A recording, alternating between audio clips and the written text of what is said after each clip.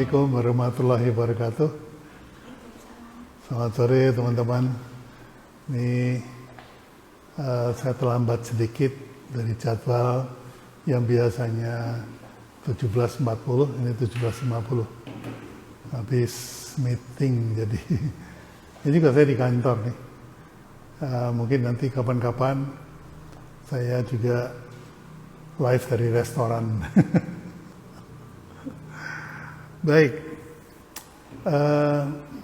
hari ini saya mau bahas tentang distribusi, ya, distribusi dan komunikasi. Jadi begini teman-teman, biasanya kalau teman-teman sudah punya produk, kemudian sudah menentukan harga, baru kemudian kita bicara tentang distribusi dan promosi. Ya. Nah, bayangannya begini teman-teman. Kalau kita ketemu mobil mogok, ya, cuma ada dua cara yang dilakukan. Yang pertama di-push, didorong, atau ditarik atau pull. Ya. Nah, dalam istilah marketing juga ada istilah itu, push dan pull. Biasanya push itu menggambarkan distribusi atau place, ya. Sementara kalau pull itu menggambarkan promosi. Nah, mengapa begitu? Begini ceritanya. Jadi kalau distribusi itu jalannya begini. Dari pabrik masuk ke gudang perusahaan didorong ke distributor didorong lagi ke agen dorong lagi ke retailer atau toko. Nah, toko kemudian mendisplay di tokonya. Jadi mereka di display itu tidak melakukan kegiatan dorong ataupun kegiatan tarik, tapi yang mereka lakukan adalah display aja. Maaf nih, belakang saya ada yang lari-lari. Masuk. Ya. Oke, suaranya pelan ya. Mungkin karena puasa ya, suara saya pelan. Oke, nah kalau pull itu yang dilakukan begini. Jadi tadi push ya, push, kemudian kalau buka puasa dulu bukan ngabuburit namanya. Ini kan ngabuburit 7 menit, hari ketiga. Nah kalau pull itu yang dilakukan oleh pemilik bisnis biasanya, dia bikin iklan yang menarik buat konsumen untuk mencari barangnya.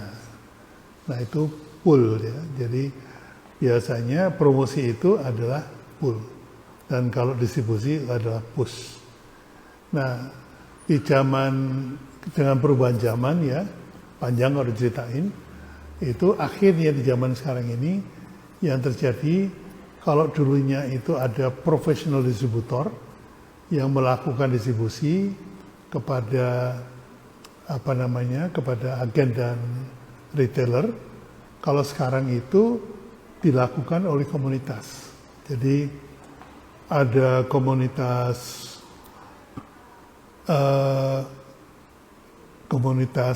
pengajian gitu ya. Nah itu juga bisa dipakai sarana untuk melakukan distribusi. Ya, itu maksudnya marketing 3.0, tapi nggak perlu kita bahas di sini. Intinya seperti itu. Sementara kalau iklan itu kita berkomunikasi langsung pada konsumennya tertarik, lalu kemudian mencari barang kita. Itu yang disebut dengan pull. Ya.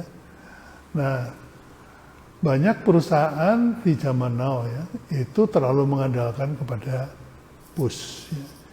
Jadi pengusaha dorong produknya ke distributor itu dengan harga konsumen minus 30%. Kemudian distributor dorong lagi ke reseller. Reseller dapat komisi 20%. itu jadi harga konsumen yang 100% itu sudah dikurangi dengan harga reseller dan harga distributor. Nah itu namanya push ya. Nah push ini memang menarik karena banyak insentif, banyak komisi yang bisa diberikan. Tapi juga at the same time itu energi untuk melakukan push itu juga terbatas, sehingga seringkali di tengah jalan itu berhenti. Ya. Nah oleh karena itu dan biasanya mereka yang percaya pada push, hadiah, insentif dan segala macam itu tidak melakukan pull sama sekali, sehingga ketika berhenti ya kebingungan gitu. Nah oleh karena itu di perusahaan zaman dulu di samping distributornya itu profesional, mereka juga melakukan promosi untuk melakukan pull, sehingga distributor mendorong, kemudian konsumen mencari, gitu ya. Ini yang teman-teman harus waspadai, karena banyak sekarang saya lihat teman-teman itu berhenti usahanya hanya karena push-nya itu sudah tidak cukup kuat, ya.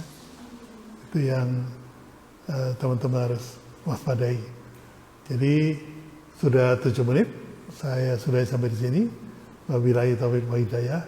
Wassalamualaikum warahmatullahi wabarakatuh. Selamat berbuka puasa.